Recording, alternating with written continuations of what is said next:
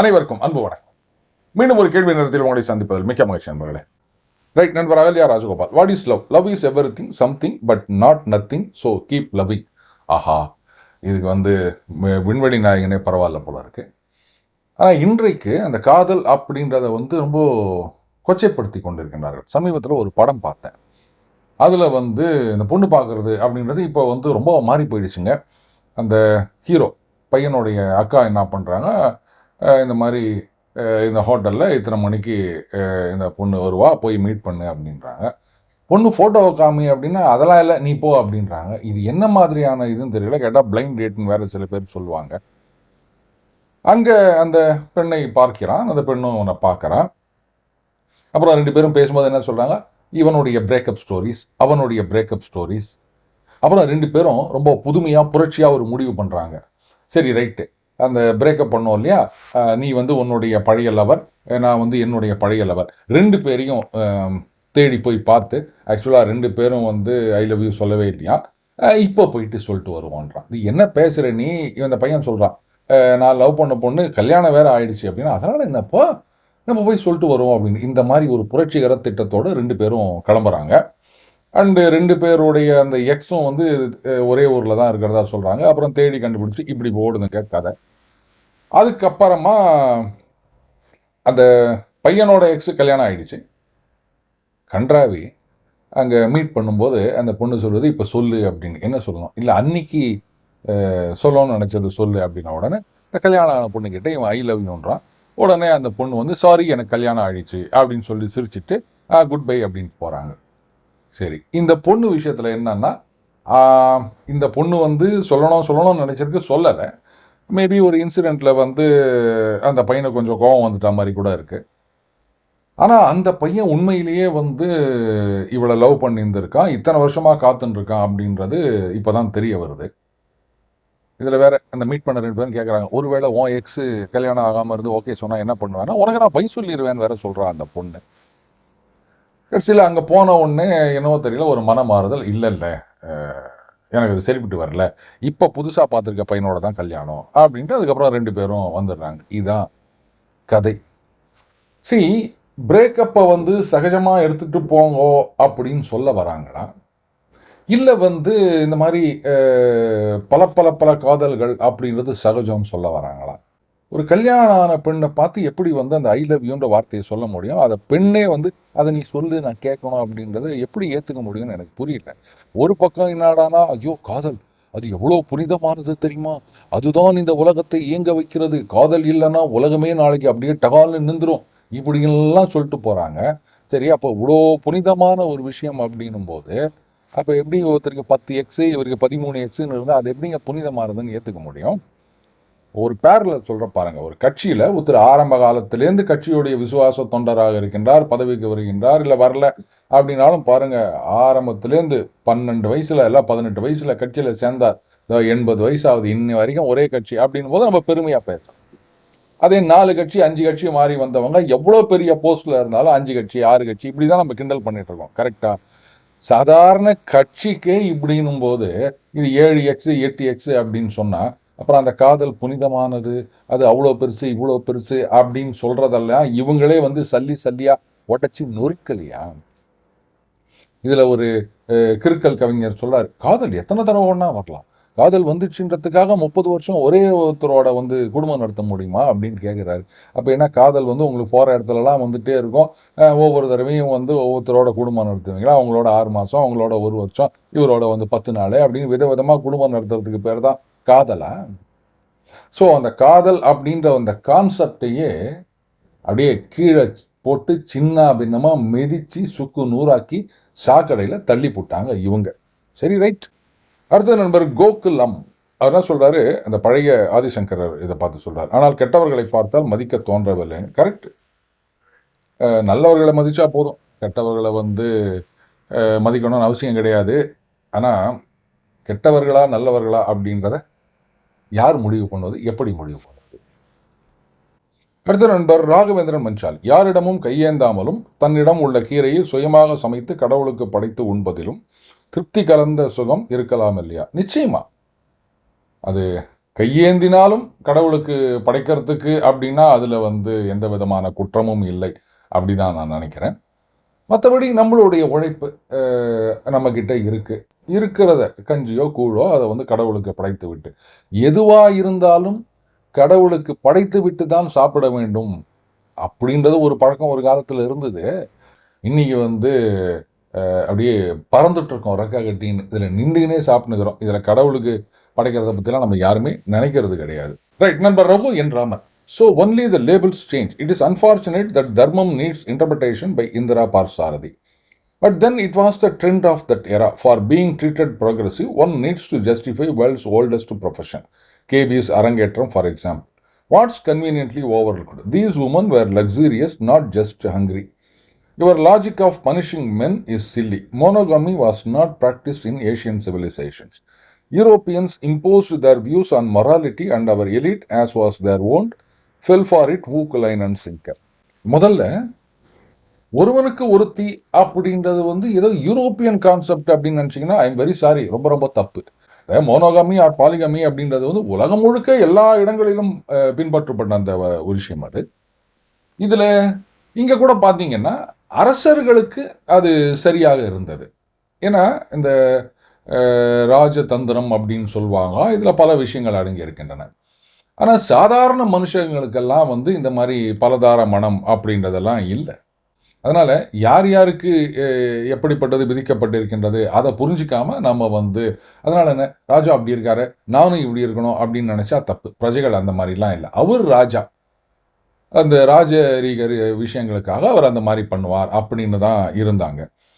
அடுத்தது இதில் வந்து இந்திரா பார்சாரதி அவர்கள் தர்மத்தை இன்டர்பிரட் பண்ணதாவோ இல்லை புதுசாக லேபிள் கொடுத்ததாவோ நான் சொல்லலை. அவரும் அந்த மாதிரிலாம் ஒன்றுமே பண்ணலை. அதில் தங்கம் என்ன சொல்கிறா, அமைகின்ற சமுதாயத்துக்கு ஏற்ற மாதிரி தானே தர்மமும் உண்டாகின்றது அப்படின்னு சொன்னால். இதைத்தான் நம்ம சொல்லியிருந்தோம். இந்த மாதிரி இன்னைக்கு வந்து என்னது திருமணம் வீரிய உறவு அப்படின்லாம் சொல்லிட்டு தெரிகிறாங்க. ஒரு காலத்தில் இந்த கட்டின கணவனை மனைவியை பிரியக்கூடாதுன்னு இருந்ததுங்க. அது ரொம்ப தப்புன்னு சொல்லிட்டு இருந்தோம். ஆனால் இப்போ வந்து இந்த டிவோர்ஸ் அப்படின்ற பேரில் வந்து அதை நம்ம சட்டப்பூர்வமாக்கி விட்டோம் இல்லையா? இப்போ பெற்றவங்களை கடைசி வரைக்கும் நம்ம கூட வச்சு காப்பாற்றணும். ஆனால் அதுக்கே சட்டம் போட வேண்டியதாக இருக்குது. இப்போ இதுக்கு என்ன சொல்லுவீங்க நீங்கள்? அடுத்தது பீயிங் ப்ரொக்ரெசிவ், இந்த ஓல்டஸ்ட் ப்ரொஃபஷனை ஜஸ்டிஃபை பண்ணுறான். இங்கே யாரும் ஜஸ்டிஃபை பண்ணலை, அதை புரிஞ்சுக்கணும். எந்த இடத்துலையாவது ஆமாம் அது நல்லது, கரை நல்லது மாதிரி யாருமே சொல்லலை. அதற்கு என்ன காரணம் அப்படின்றத சொல்கிறாங்க. இப்போ தங்கம் கேட்குறால இந்த மாதிரி அந்த ஹோஸ்டஸ் வேலையில் எத்தனை பேர் இந்த டெல்லியில் இருக்காங்க அப்படின்னா, அப்போது என்னங்க எத்தனை பேர் இருக்காங்க, இவன் மட்டும் இருந்தால் தப்பா? அப்படி கிடையாது. இத்தனை பேர் இந்த மாதிரி ஒரு சோகத்தில் உழன்று கொண்டிருக்கின்றார்கள். அதுக்கான காரணத்தை நீங்கள் வந்து களைய வேண்டாமா? சிம்டமேட்டிக் கியூர் மட்டும் பண்ணிட்டு இருக்கீங்களே தவிர டயக்னாஸ்டிக் கியூர் அப்படின்றது வேணாமா? இதுதான் தங்கத்துடைய கேள்வி. இப்போ அந்த குழந்தை தொழிலாளர் மொழியை ஒழிக்கிறோம் அப்படின்னு சொல்கிறோம். கரெக்டு, நான் இல்லைன்னு சொல்லலை. ஆனால் அந்த குழந்தையை எதுக்கு வேலைக்கு அனுப்புகிறாங்க? குழந்தை நடிகர்கள் அப்படின்னு சொன்னால் நிறைய காசு வருது, விளம்பரங்கள்லையோ இல்லை சினிமாக்கள்லையோ நடிக்கிறது அப்படின்னு சொன்னால். ஆனால் குழந்தைய வந்து ஒரு ஹோட்டல்லையோ இல்லை வேற எங்கேயோ வந்து வேலைக்கு அனுப்புகிறாங்க, ஒரு காலத்தில் அனுப்பிச்சிருந்தாங்க அப்படின்னு சொன்னால், ஏதோ இந்த குழந்தை ஒரு நாள் போய் வேலை செஞ்சால் 1 லட்ச ரூபா கிடைக்கும் அப்படின்றதுக்காக கிடையாது. வீட்டில் சோத்துக்கே வழி இல்லை, ஏதோ இது போனால் ஒரு 2 காசு வராதா அப்படின்றதுக்காக தான் அனுப்பிச்சாங்களே தவிர, ஏன்னா இந்த குழந்தை நல்லா படித்து நாளைக்கு வேலைக்கு போனால் நல்ல சம்பளம் வாங்க முடியும். ஆனால் அதை படிக்கிறதுக்கு கூட அனுப்பாமல் நம்ம வேலைக்கு அனுப்புகிறோம் அப்படின்னா அப்போ எந்த அளவுக்கு கஷ்டத்தில் இருக்குது. இது வந்து அந்த விதை நெல்லை விற்பது மாதிரி. அப்போது அதற்கான காரணம் என்ன அப்படின்றத பார்த்து ஓஹோ இவங்க வந்து இந்த மாதிரி குழந்தைய வேலைக்கு அனுப்பி படிக்க வேண்டிய நிலைமையில் இருக்காங்க, அப்போ அதை வந்து நம்ம எப்படியாவது அந்த ஏழ்மையை போக்க வேண்டும், இப்படி பண்ணியிருந்தாதான் வந்து அது சரியானதாக இருக்க முடியும். மற்றபடி அதே கஷ்டத்தில் தான் அவங்க இருக்க போகிறாங்க. ஸோ அந்த மாதிரி தான் நீங்கள் திருப்பி திருப்பி இந்த மாதிரி இருக்கான்னு இவளையே குறை சொல்லிட்டு இருக்கீங்களே, ஏன் அந்த மாதிரி ஆச்சுன்றதை யாருமே யோசிக்க மாட்டேங்கிறீங்கல்ல. அவளை மட்டுமே குறை சொல்லிட்டு இருக்கீங்க. இது மாதிரி தான் சொல்றீங்களா, கொத்திட்டு போவான் தானே, கொத்திட்டு போனவன் தான் இங்கே வந்து உட்கார வச்சுட்டு போயிருக்கான். அப்போ இந்த மாதிரி ஆண்கள் தப்பு பண்ணிகிட்டே இருப்பாங்க. ஆனால் பெண்களை மட்டும் நீங்கள் குறை சொல்வீங்க. இன்னும் இந்த மாதிரி இருக்கா, வீட்டில் 10 பாத்திரம் தேய்ச்சி வந்து குடும்பம் நடத்த முடியாதா, இப்படி மானத்தை விற்று தான் பண்ணணுமா அப்படின்னு கேட்குறீங்களே தவிர, மானத்தை விற்கிற நிலைமைக்கு கொண்டு வந்து விட்டது யார்? இத்தனை ஆம்பளைங்க ஹோஸ்டஸ்ன்னு வந்துட்டு போகிறாங்களா, ஒத்தனைக்காவது அறிவு வேணா? நம்ம வீட்டில் மனைவி இருக்காளே இந்த மாதிரி துரோகம் பண்ணுறமே, ஒரு பயில அது நினைச்சானா? ஆனா அதை வந்து இந்த ராஜு கேட்கவே இல்லைல்ல. திருப்பி திருப்பி இந்த பெண்ணு மட்டும் தானே கேட்டுட்டு இருக்கான். தப்பு அப்படின்போது 2 பேரும் பண்றது தப்பு. ஒருத்தர் மட்டும் தானே நீங்க குறை சொல்லிட்டு இருக்கீங்க. கேபி அரங்கேற்றம் அதை பத்தி நான் கருத்து சொல்ல விரும்பல. ஆனா இங்க அது கிடையாது. அடுத்தது ஒருவனுக்கு ஒருத்தி அப்படின்றது வெள்ளக்காரன் கொண்டு வந்து திணிச்சது கிடையாது. இங்கே இருந்த கான்செப்ட் தான் அது. அதுல எந்த மாற்றமும் கிடையாது. அடுத்த நண்பர் ரகு என் ராமன், நீங்க மாற வேண்டாம், நான் மாற்றிக்கொள்கிறேன். அடிமைத்தனம். கரெக்ட். இப்படி யாராவது சொல்ல மாட்டாங்களா அப்படின்னு தான் வெயிட் பண்ணியிருந்தேன். ரைட். இப்போ உங்களுக்கு ஏற்றா மாதிரி அப்படின்னு அவ சொல்றான். உங்களுக்கு பிடிச்ச மாதிரி, நீங்க நினைக்க மாதிரி அப்படின்றதுக்கும் உங்களுக்கு ஏற்றா மாதிரின்றதுக்கும் நிறைய வித்தியாசங்கள் இருக்கின்றன. இப்போ இங்க இவன் என்ன பண்றான், முதல்ல வந்து அவ மனசு சந்தோஷப்படணுமேன்றதுக்காக உன் பாட்டு நல்லா இருந்தது. முதல்ல வந்து அந்த பாட்டியை பற்றி கேட்குறதா நினச்சிக்கின்னு அவன் ஏதோ உளறிட்டான். பட் அந்த பாட்டு வந்து அவனுக்கும் பிடிக்கல, நல்லா தெரியுது.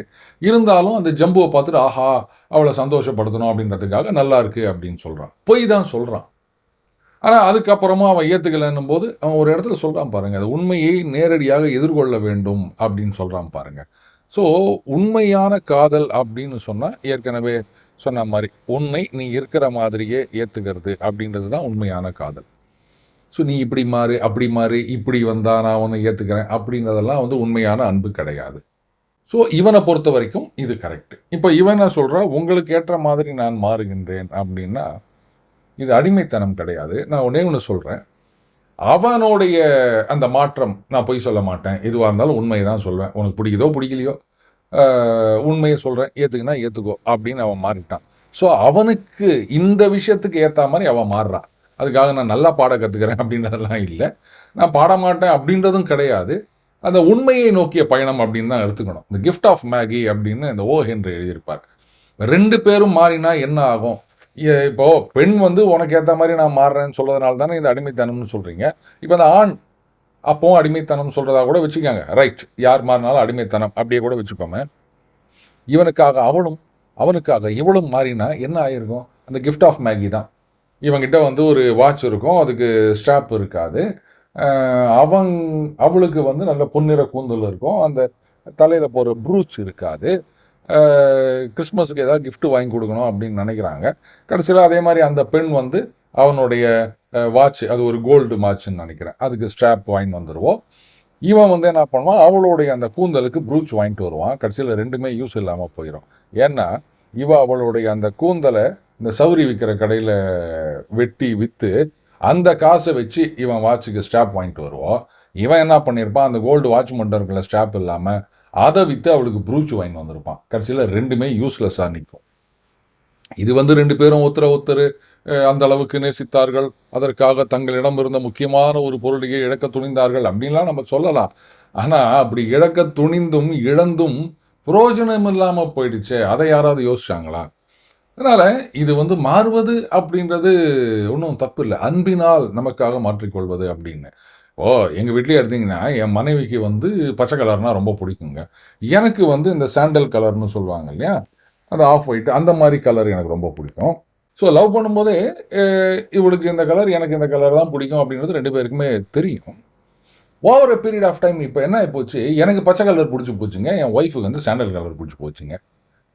நெட் ரிசல்ட் என்னென்னா அன்னிலேருந்து இன்ன வரைக்கும் அந்த 2 கலர் தான் எங்கள் வீட்டில் இருக்குது, வேறு கலரே கிடையாது. அடுத்த நம்ம இந்தியா இந்து நாடு. காம்புவுக்கு பாட்டு வரவில்லை, வரையவும் தெரியவில்லை என்பதில் சாம்புவுக்கு என்ன சிரிப்பு? அது நான் சிரிக்கலைங்க, அந்த கதையின் நாயகன் சிரித்தது. ஆக்சுவலாக எஸ்வி சேகர் ட்ராமாவில் ஒரு ஜோக் வரும், அதில் அந்த கதாநாயகி எஸ்வி சேகர்கிட்ட கேட்பாங்க, நான் வந்து ட்ராயிங் இல்லைன்னா பாட்டு கற்றுக்கிறதா இருக்கேன் அப்படின்னோடனே எஸ்வி சேகர் சொல்வார், நீ ட்ராயிங் கற்றுக்கிய அப்படின்வாரு. அப்படியா, நான் ட்ராயிங் போட்டு பார்த்துருக்கியா? இல்லை நீ பாடி கேட்டிருக்கேன், கர்ணகடூரமாக இருக்கும் அப்படின்பாரு. அந்த கதையின் போக்கில் வந்தது, அதான், வேற ஒன்றும் இல்லை. நண்பர் சின்னதுரை, உங்களால் பழைய விஷயங்களும் இன்றைய விஷயங்களையும் தெரிந்து கொள்ள முடிகிறது, எனக்கு மிக்க நன்றி சார் அப்படின்னு. கரெக்ட், இதை நம்ம தெரிஞ்சுக்கணுங்க. ஒரு காலகட்டத்தில் நாம் இதெல்லாம் மறந்து விட்டோம். நமது பாரம்பரியம் அப்படின்னாலே வந்து நக்கல் பண்ண ஆரம்பிச்சிட்டோம். இதை தெரிஞ்சுக்கிட்டா மட்டும்தான் நாம் எந்த உயரத்தில் இருந்தோம் அப்படின்றத தெரிஞ்சுட்டா மட்டும்தான் அந்த உயரத்தை அடைய வேண்டும் அப்படின்ற ஒரு உத்வேகம் நமக்குள்ளே வரும். நண்பர்களே, மறுபடியும் ஒரு வேண்டுகோள், உங்களுடைய கருத்துக்கள் அது எதுவாக இருந்தாலும், கண்டனமாக இருந்தாலும் சரி, விமர்சனமாக இருந்தாலும் சரி, இணையா இப்படிலாம் வந்து சொல்லியிருக்கேன் அப்படின்னாலும் சரி, எதுவாக இருந்தாலும் உங்கள் கருத்துக்களை வந்து கமெண்ட்டில் போடுங்க. அதை வந்து வருகின்ற கேள்வி நேரத்தில் எல்லாரோடனும் சேர்ந்து நாம் டிஸ்கஸ் பண்ணி ஒரு கிளாரிட்டியை ரீச் பண்ணுறதுக்கு முயற்சி செய்வோம். மீண்டும் அடுத்த பதில் இணைந்திருப்போம். வணக்கம்.